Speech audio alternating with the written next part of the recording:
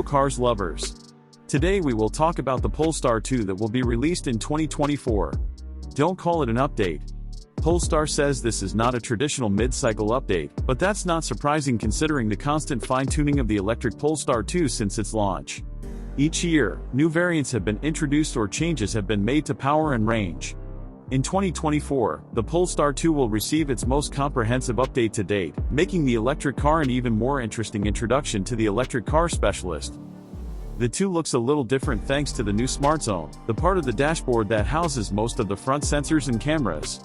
When painted white, it looks like a ridiculously wide front tooth. Tire options have also changed. Both the base single and twin-engine versions now come standard with 19-inch wheels and Michelin Primacy 4 all-season tires.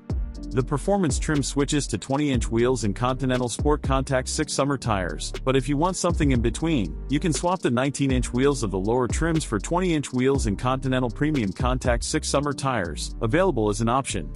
The most noticeable change concerns the basic single-engine model, which is priced at $51,300, an increase of $1,500 over 2023.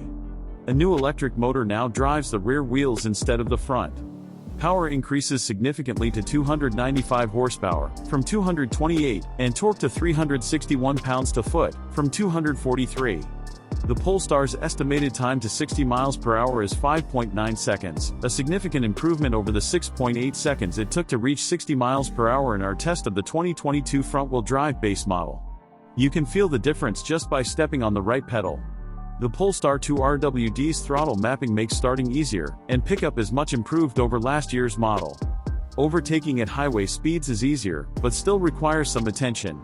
In almost all everyday driving situations, the new boost is more than sufficient. The standard twin-tube shock absorbers are excellent in curves, allowing some lean without giving the impression of hollowing out. The new standard all-season tires don't make much noise, which is another plus considering the standard summer tires were not ideal for maintaining quietness or maximizing range. Speaking of range, the base Polestar 2 has a lot more range. The new 79.0 kWh CAT lithium-ion battery increases the EPA estimated range from 270 miles to 320 miles and increases the DC fast charge rate from 155 kilowatts to 205 kilowatts. The dual-motor Polestar 2 and performance versions are equipped with a 75.0 kWh LG Chem lithium-ion battery.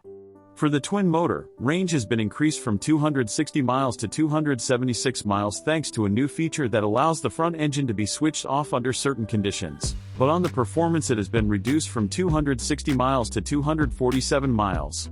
DC fast charge remains at 15%. The twin-motor model, base $56,700, performance $64,400, also enjoys some advantages. The twin motor combines a new synchronous motor in the RWD model with a new front induction motor to increase power to 416 horsepower in the base model and lower it slightly to 449 horsepower in the performance model. Torque increases significantly to 546 pounds-to-foot in both trims. According to Polestar's estimates, the performance's 0 to 60 miles per hour time is 0.1 seconds faster than the previous model, 4.1 seconds versus 4.2 seconds. It will be interesting to see if the 2024 model will improve on this, as the 2023 model recorded 3.9 seconds during testing. Our experience with both engines was limited to the high-performance version, but that's okay, the torque injection more than compensates for the slight reduction in power. This Polestar 2 feels as nimble as its predecessor. The Öhlins shocks at each corner are decidedly stiff in factory setting, but they are as adjustable as before, and owners can get a free annual suspension tune through their dealer, because rear adjustment is quite difficult. A little more side bolstering would be welcome, since the second row seats don't hug the car as well as we'd like in corners, and the relatively soft nature of regenerative braking allows the nose to get a little heavier without altering the balance between the axles, making for a little more dynamic fun.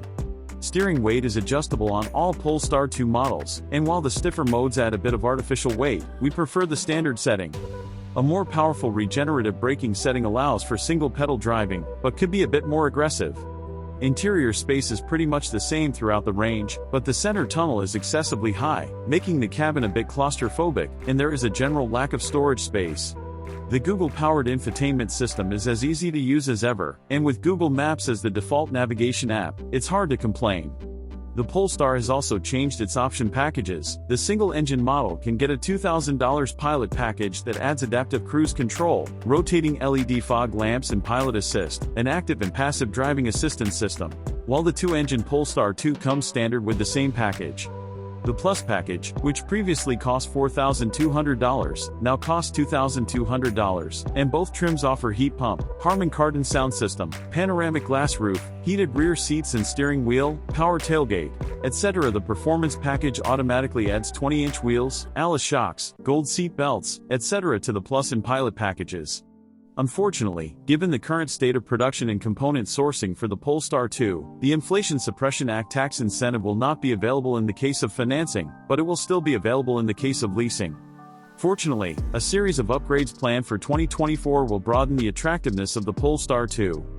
Thanks for watching. If you want to learn about the novelties in the world of cars, then subscribe to my channel, not to miss our reviews about new cars. Good luck everyone, goodbye.